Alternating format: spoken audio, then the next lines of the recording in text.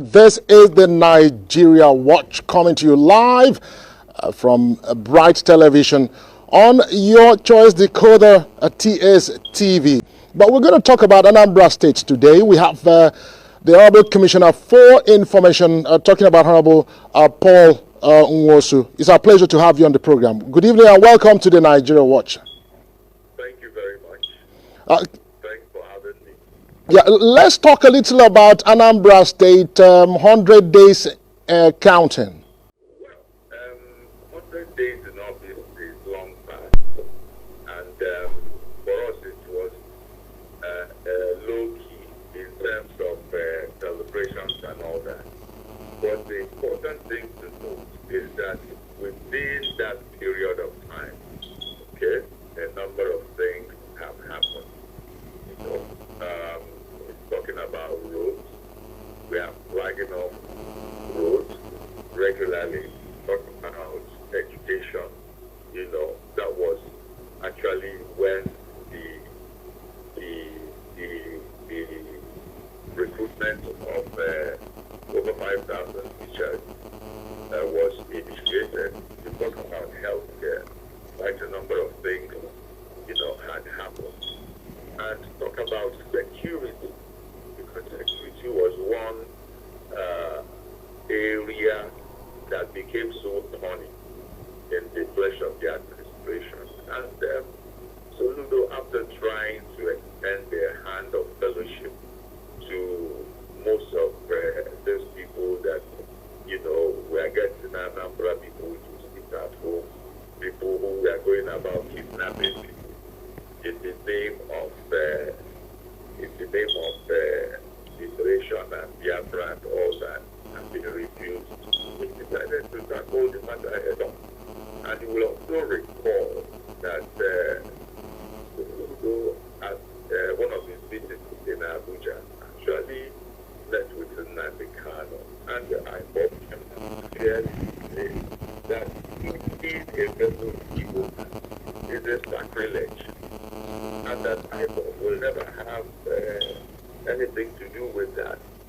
And you are also aware that although I declared in unmistakable terms that they are not in support of Monday sit at home. Now, in spite of all these open declarations by IPOB, which some of these miscreants claim they are working for, they still continued with their acts of kidnapping, beheading people, and stuff like that, even killing innocent people.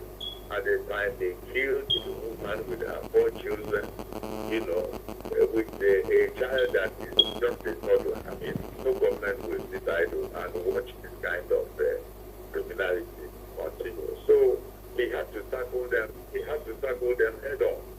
Are you saying that some people were hiding under the freedom fight to perpetrate crime in Anambra State? Is that what you're saying? But that's precisely what I'm saying. So how do you differentiate between freedom fighters and criminals? How do you identify criminal elements from freedom fighters?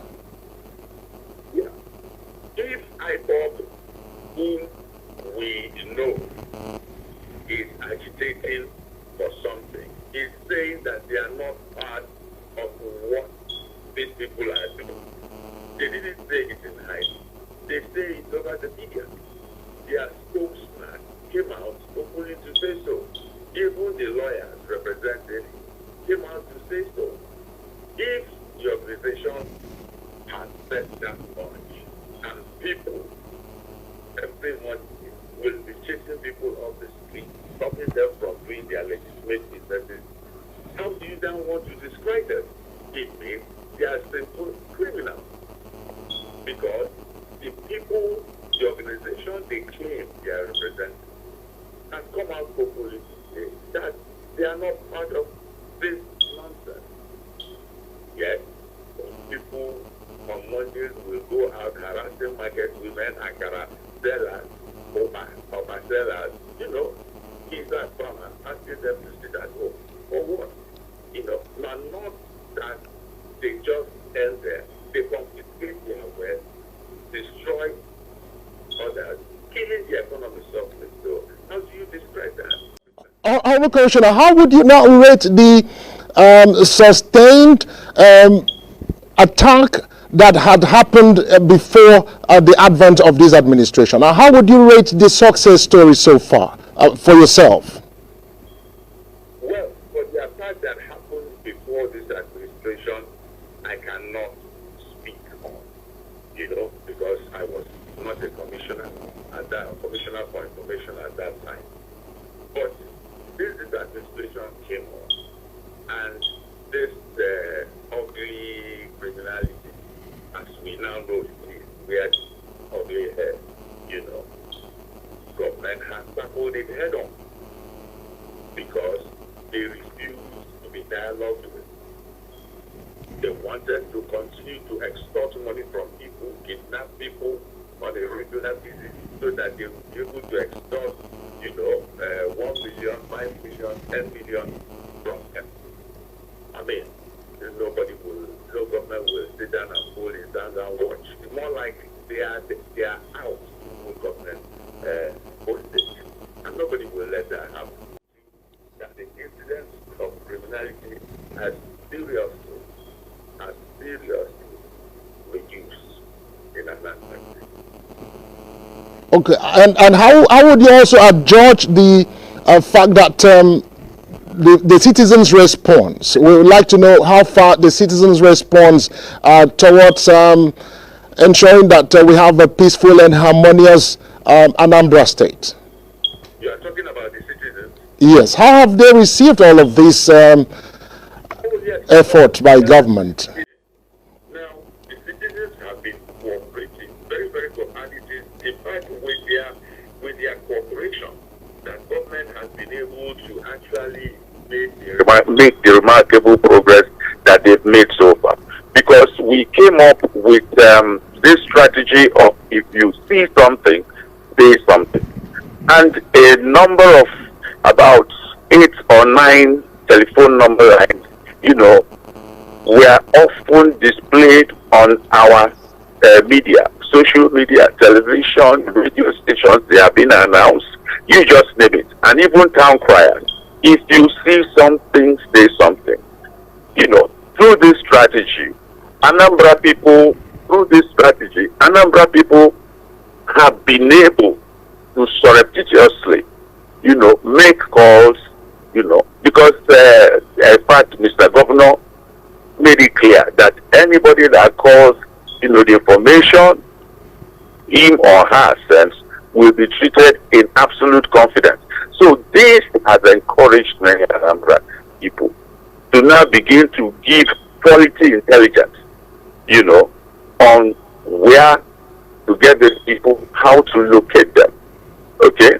And our security personnel, they've been making pinpoint, strikes at these areas, and that has been how we achieve the kind of tranquil we have so far in Anambra State. Okay, let's go into developmental strides of this administration. We saw a couple of road network stretch of roads which the governor started, though we just trying to catch up with some of them. But so far, what impresses one is the fact that this is happening very rapidly. Do you have enough money to carry out all of the road projects you are embarking on at this time? Prof.Soludo, Prof.Soludo CFR, does not engage, does not start what he cannot finish. It does not start what he cannot finish. Most of the roads, and many of them for that matter, that have been flagged off so far, he has actually mobilized them to start work. All right? And this road is building across the Anambra landscape. Remember that when he was campaigning, he said he's going to start work at Oboko. And on the 18th, he was sworn in on the 17th. On the 18th, he visited Oboko. Oboko is about the largest slum we have in Anambra. he visited there, and subsequently he flagged off 9 roads simultaneously. And as I speak to you, they've started, and that he has continued to do across the entire landscape. What he promised the Anambra, that is Anambra people, is that he's going to turn Anambra State into one huge construction site. And that is happening. Only yesterday, a set of roads were awarded, including Nwosu and the rest of them. Okay? Yeah, he has awarded roads in Anambra, East and West, area. And he has awarded in Oka. He has awarded some roads, in Onitsha, through the 3-3 axis that you normally have a lot of go slow. And this thing is ongoing. Practically every week, sets of roads are being awarded. And immediately he awards, they are mobilized. Okay? Okay. Yeah. Don't forget that man is a banker. And when you talk about financial management, I think it's about one of the top 3 you can count on in this country and even in Africa. Yeah, I was saying that with reference to the revised budget. Do not forget that when your governor came in, he revised the 2022 budget and, of course, updated it to what we have right now. So I was thinking if the money he had made on ground was enough to carry out the project that he's embarking on. Yes, you see, I thank God you talk about revised budget. Yeah. When he came in, he had to revise the budget. Don't forget that every government that comes in comes with its own priorities. He came with his own priorities, and for him to be able to spend money to deal with those priorities, the budget has to be necessarily revised, and that he did. Okay.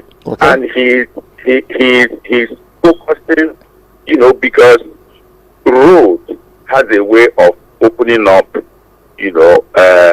the economy of any state. Okay. Yeah. And one of his major priorities, is road, and that he is doing.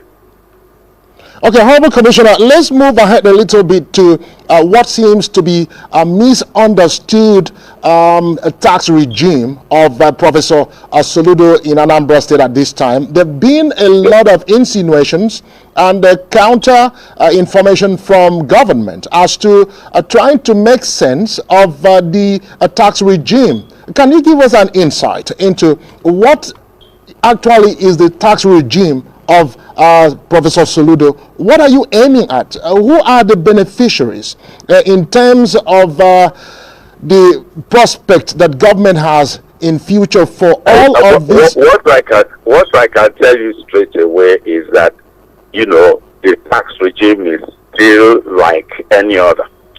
The only thing there in this tax regime is that it has been made to have a human face. You now have a tax regime that is friendly. All right? I take the transport operators regime. Okay? Okay. Talk about the keke, talk about the shuttle bus, talk about the buses and things like that. Okay, let's take keke as a case in point.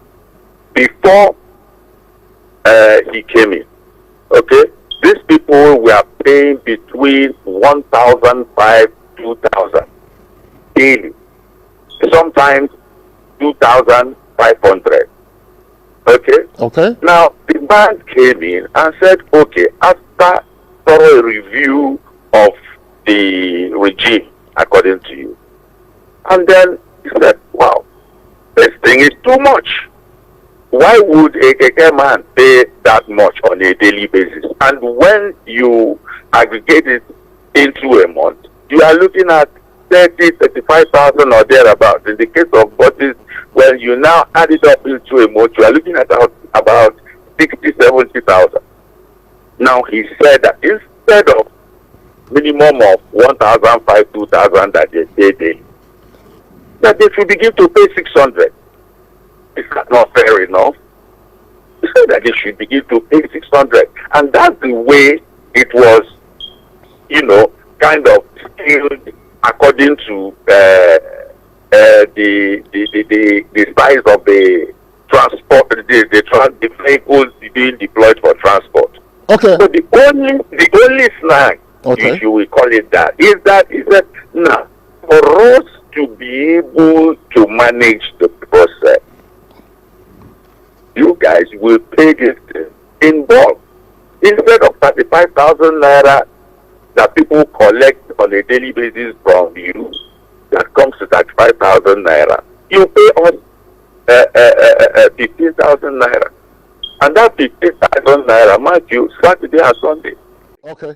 The problem there is that you have some goons, some lords, some touts. Yes, I'm coming to that, because I have a release in front of me that reads, following the legitimate move by Ocha Brigade to enforce the levies agreed between the boss, shuttle boss, and KK Anambra state government, it has come to the attention of government that some touts, Agbero, and their sponsors have been putting up posters and public announcements threatening genuine and hardworking bus, shuttle bus drivers, KK, with brimstone. They dare to come out to work tomorrow, 4th of November, 2022.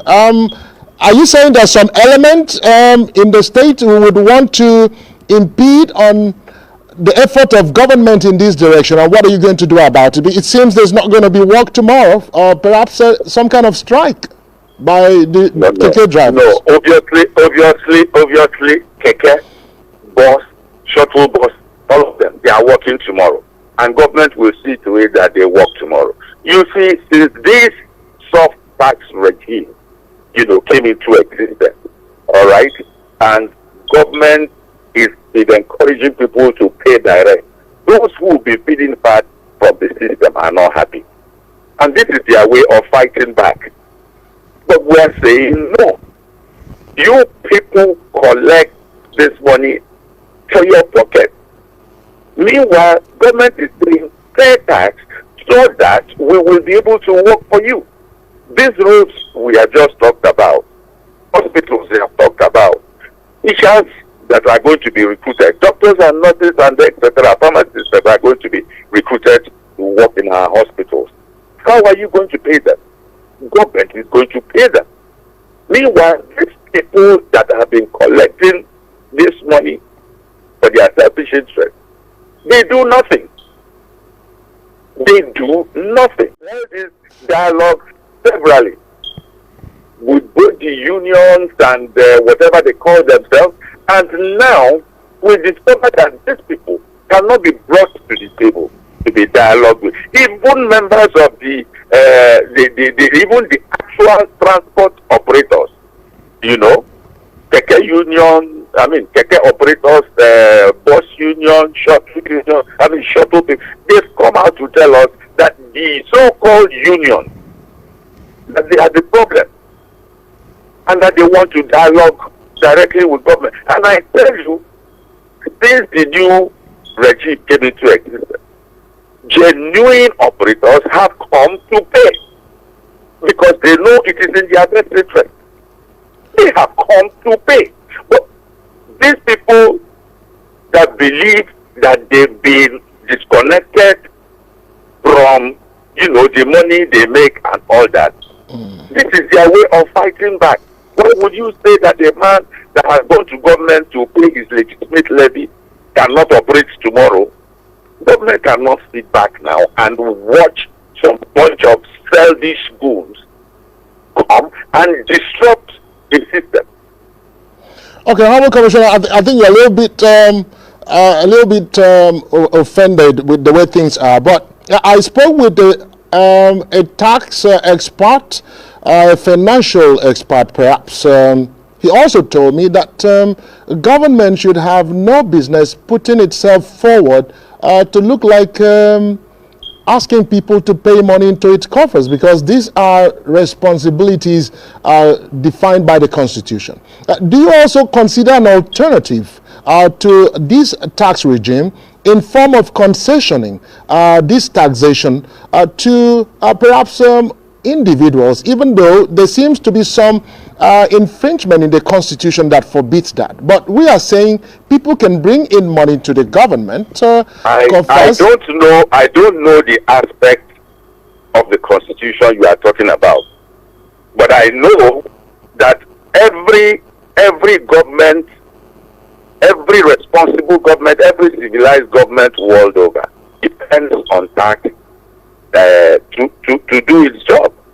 It's just that, you know, because we've been spoiled with oil money, we tend to overlook the importance of tax in civic development. Okay. If tax evasion in America is a crime, I'm sure you know that. Exactly. Same in UK. Exactly. Everywhere. But people, because oil money has kind of segregated most of us, you know, look like fake money. Nobody remembers that paying taxes is supposed to be a way of providing the revenue, legitimate revenue, for government to be able to do its job. I think talk about constitutionality, if taxes are not paid to government, who will they be paid to? Now you talk about concessioning. Okay. They used to have what they call windows, and those windows is more like an euphemism, you know, for having a dent that, you know, the concessioning thing that you talk about. Exactly. And that system has been grossly abused. It has been grossly abused, and this is why government is saying, okay, it's not that you pay directly to any person from government. You pay directly electronically through POSs or through the bank or through an accredited source where the transaction will be as transparent as possible. Thank you so much. In case you've just joined us, we are speaking with the Honorable Commissioner for Information, Anambra State, Honorable Paul Nwosu. It's really a pleasure having you on the program. I look forward to having you in the studio so we can continue this conversation. It's my pleasure. Oh, thank you very much. Thank you very much. It's been a pleasure being on your show too. Thank you so much. Extend our gratitude to His Excellency. We will look forward to seeing him one of these days. He will hear. Thank you so much. Thank you. We'll do this again. God willing, have yourself a splendid day and say hi to all of Anambra people. Thank you very much. It's a pleasure. And have a blessed evening. Thank you. I will go for a short break. When we come back, we give you a recap of some of the newspaper headlines before we wrap up the show. Stay with us. This is the Nigeria Watch. We'll be right back.